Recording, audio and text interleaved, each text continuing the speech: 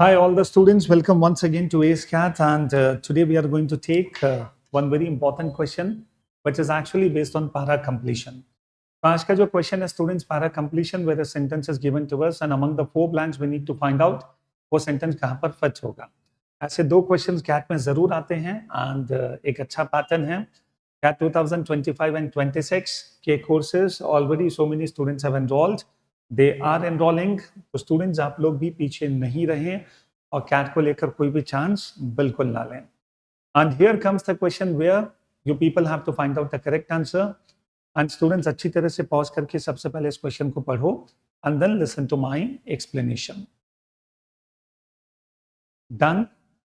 चलिए अब कुछ बातें जो अपने को ध्यान में रखनी है. सबसे पहला पॉइंट स्टूडेंट्स आप देखोगे यहाँ पर जो ऑप्शंस के नंबर्स हैं, ब्लैंक के नंबर्स 1 2 3 4, लेकिन जो ऑप्शंस हैं वहां पर स्टूडेंट्स नंबरिंग कुछ और है. जैसे फर्स्ट ऑप्शन है दैट इज ब्लैंक नंबर 4. इसका मतलब है स्टूडेंट्स अगर अपना आंसर फोर्थ है तो here first option becomes the correct answer. तो yes we will have to be careful in that. ये मत समझना कि अगर fourth blank is the correct answer तो मैं फोर्थ ऑप्शन मार्क करूं, because that becomes option 2 then. ठीक है, दैट मीन्स ब्लैंक 2 देन. तो एक we will have to be careful in this. Second students ऐसे क्वेश्चंस को सॉल्व करने का बेस्ट तरीका read the sentence, read the paragraph. और सबसे पहले ये समझो कि जो सेंटेंस है ये पैराग्राफ के स्टार्टिंग पार्ट में आएगा कि एंडिंग पार्ट में. अगर स्टार्टिंग पार्ट में आता है तो आंसर फर्स्ट या सेकंड होगा, और अगर स्टूडेंट्स एंडिंग पार्ट में आता है तो आंसर थर्ड या फोर्थ ब्लैंक होगा. तो that is something which we need to decide. Point समझ में आया? अब स्टूडेंट्स इतना सा पता चल गया कि मेरा आंसर 1 2 या 3 4 है. अब थोड़ा सा केयरफुल ऑब्जर्वेशन करोगे तो I think getting the correct answer will be easier. At the same time किसी भी ब्लैंक में आंसर देते समय आगे और पीछे हमेशा पढ़ा करो. कोई ना कोई हिंट वहां पर ऐसा होगा ओके जिससे हम लोग श्योर हो सकते हैं कि yes the sentence is going to come here only. This is the kind of observation which you people should develop and CAT is going to test this. इसीलिए जब आप रीडिंग करो तो बहुत एक्टिवली रीडिंग करो, उस आर्टिकल में ऐसे में इन्वॉल्व होकर रीडिंग करो. तो जिसकी रीडिंग बहुत अच्छी है इस पैटर्न को वो बहुत अच्छी तरह से कर पाएगा. अंडरस्टैंड? नाउ सी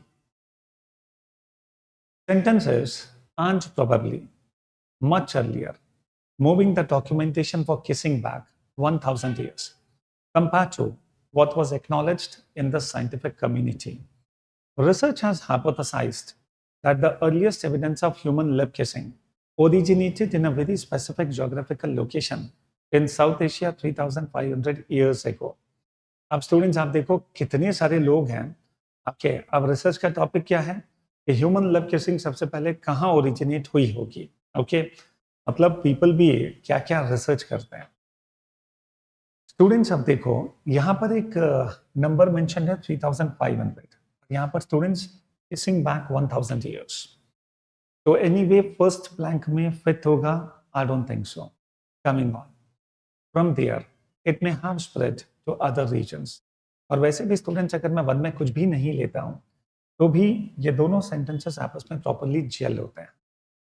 तो simultaneously accelerating the spread of the herpes simplex virus 1 according to doctor, okay, whatever the names are given to us, who in a new article in the journal Science draw on a range of written sources from the earliest Mesopotamian societies. Kissing was already a well-established practice 4,500 years ago in the Middle East. तो यहाँ पर लिखा है 3,500 और यहाँ पर लिखा है students 4,500 years ago and probably much earlier. तो स्टूडेंट्स अब आप सोचो 4,500 years and probably much earlier. Moving the documentation for kissing back 1,000 years. तो यहाँ पर स्टूडेंट्स हम मान के चल रहे थे कि किसिंग 3,500 साल पहले सबसे पहले ओरिजिनेट हुई, लेकिन यहाँ पर स्टूडेंट्स कुछ और रिसर्च कहता है 4,500 साल पहले. तो इसका मतलब है ये जो डॉक्यूमेंटेशन है ये हमने 1,000 ईयर्स और बैक कर दिया. तो I think students second becomes the best blank जहाँ पर ये सेंटेंस फिट होना चाहिए. ये 1000 एक्चुअली यहाँ पर पूरी तरह से फिट होता है और रेलेवेंट होता है. एनीवे स्टूडेंट्स बचा हुआ पार्ट भी अपन एक बार पढ़ लेते हैं. In ancient Mesopotamia people wrote in uniform script on clay tablets. यहाँ पर स्टूडेंट्स अगर मैं सेंटेंस को लूंगा? आई don't think so. So many thousands of these clay tablets. Anyway, students, we are talking about clay tablets. And when I say these clay tablets, तो ये दोनों parts आपस में जेल होता है, इसीलिए थर्ड में कुछ भी लेना will be illogical. Have survived to this day, and they contain clear examples that kissing was considered a part of romantic intimacy in ancient times. And then, students, if I talk about 1000, again, it does not make sense. So the correct answer is second blank, and second blank के हिसाब से answer होगा fourth option. Okay? So students, this becomes the correct answer. इतने students का answer सही है, you people see, and even if the answer is correct, क्या आप लोगों ने लगभग वही सोचा जो मैंने समझाया?